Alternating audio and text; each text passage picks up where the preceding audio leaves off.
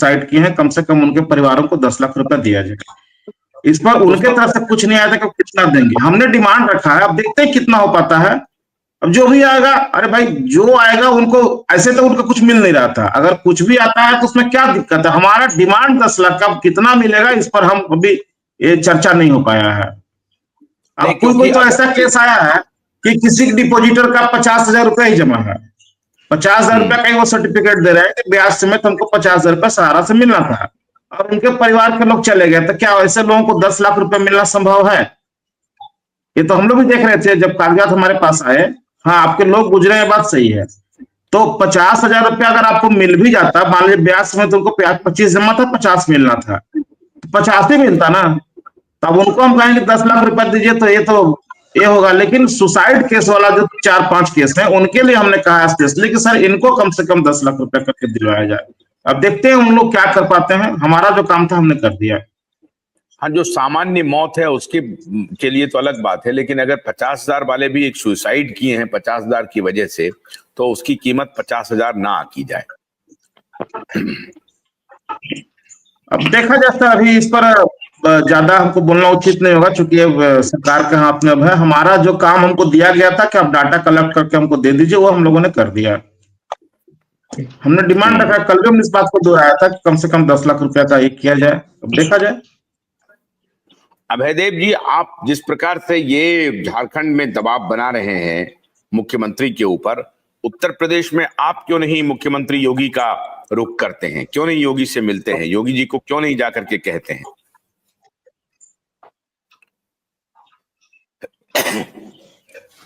जी, निश्चित तौर पे मैं ये मानता हूं कि ये लड़ाई किसी राज्यवार नहीं है। ये लड़ाई देश के 13 करोड़ निवेशकों की लड़ाई है, जो भारतवर्ष की लड़ाई है, जो सीधे केंद्र गवर्नमेंट से गवर्न होती है। हाँ, ये सही है कि जब तक हम राज्य सरकारों के ऊपर बड़े पैमाने पे दबाव नहीं बनाएंगे, तो तब तक देश के निवेशकों के भुगतान के लिए वो माहौल खड़ा नहीं हो पाएगा। पिछले साल हम सभी लोगों ने बड़े पैमाने पे उत्तर प्रदेश के मुख्यमंत्री बधाई देंगे। अबे, आप कम से कम नागेंद्र जी को और उनकी टीम को बधाई तो देंगे कि चुनाव के पहले, निश्चित ये बार-बार कहते हैं कि ये नहीं जाते हैं मुख्यमंत्री के दरवाजे पर, मुख्यमंत्री इन्हें बुलाते हैं। इसका मतलब है कि मुख्यमंत्री ने आप लोगों की ताकत को पहचाना है।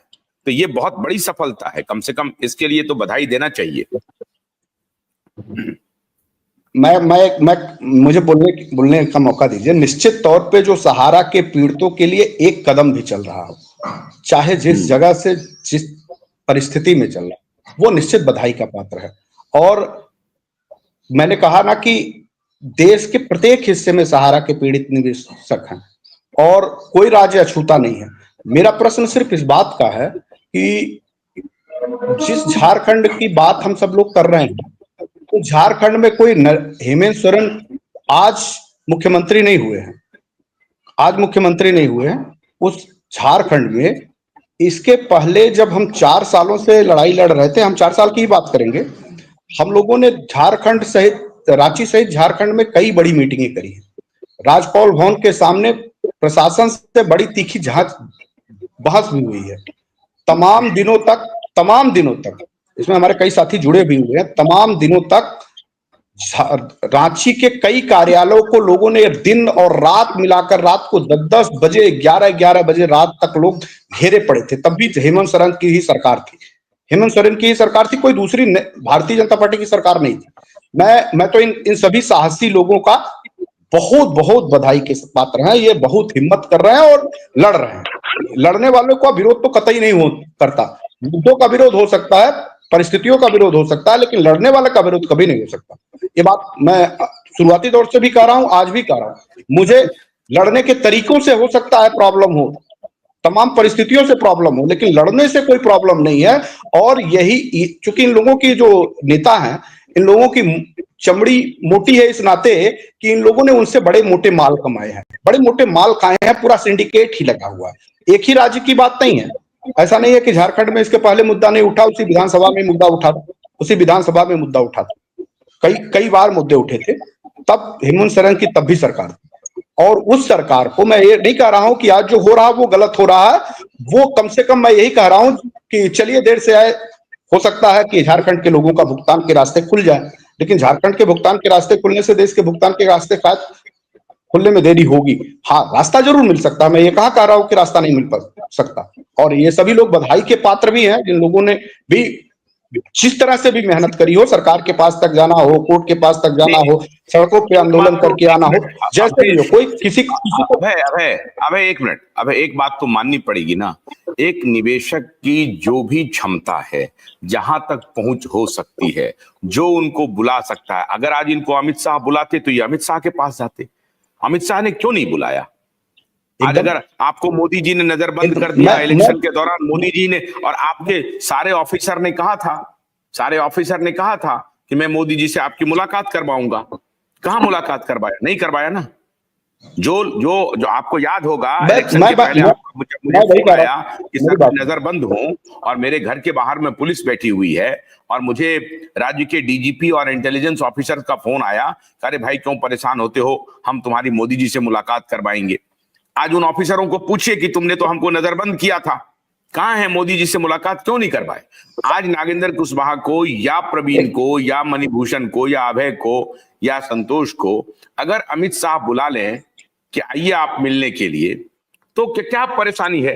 तो कम से कम हेमंत सोरेन की यह तारीफ करनी पड़ेगी कि देर से ही सही, मान लीजिए देर से ही सही, उस वक्त सरकार थी, उनको नहीं मालूम था, लेकिन जब अमित शाह ने जाकर के इसे मुद्दा बनाया, चुनावी मुद्दा बनाया, तो कम से कम हेमंत सोरेन 4 कदम आगे बढ़कर के इसको चुनावी मुद्दा बना दिया, और चुनाव जीतने के बाद वो कम से कम अच्छा एक बात बताओ, क्या जरूरत था? एक बात बताइए, मैं बताता हूं आपको। देवेंद्र फडणवीस महाराष्ट्र के मुख्यमंत्री, तब भी गृह मंत्री थे, अभी 2.5 साल से गृह मंत्री थे, और हम लोगों का एसआईटी गठित किया 2022 में दिशा सालियान की मौत के लिए। उसके बाद 12 महीने में वो एसआईटी का 3 ऑफिसर अपॉइंट किया, 12 महीने में, 2023 दिसंबर में, 2024 दिसंबर हो गया, 24 महीना गुजर गया, वो खुद होम मिनिस्टर थे और कुछ नहीं किया एसआईटी पर। अब दोबारा सरकार बन गई उनकी, मुख्यमंत्री बन गए हैं, गृह मंत्रालय फिर चला गया उनके पास, मुख्यमंत्री भी है, गृह मंत्री भी है, ढुलमुल बयान दे रहे हैं। ये झूठे लोग हैं, मैं बता रहा हूं आपको, ढुलमुल बयान दे रहा है। मैं हेमंत सोरेन की तारीफ कर रहा हूं कि कम से कम चुनाव जीतने के बाद वादा खिलाफी नहीं किया, राज्य के राज्यपाल के अभिभाषण में उन्होंने इस मुद्दे को लिया। अब आगे वो कुछ ना कर सके वो अलग बात है, तब फिर आलोचना करेंगे, वो अलग विषय है, लेकिन अभी तक कम से कम मैं अगर देवेंद्र फडणवीस को और हेमंत सोरेन को एक तराजू पर तोलूं तो हेमंत सोरेन बहुत आगे, बहुत आगे, देवेंद्र फडणवीस नहीं है। झूठे हैं देवेंद्र फडणवीस, मैंने कल भी कहा था और आज फिर मैं कह रहा हूं कि देवेंद्र फडणवीस झूठे हैं।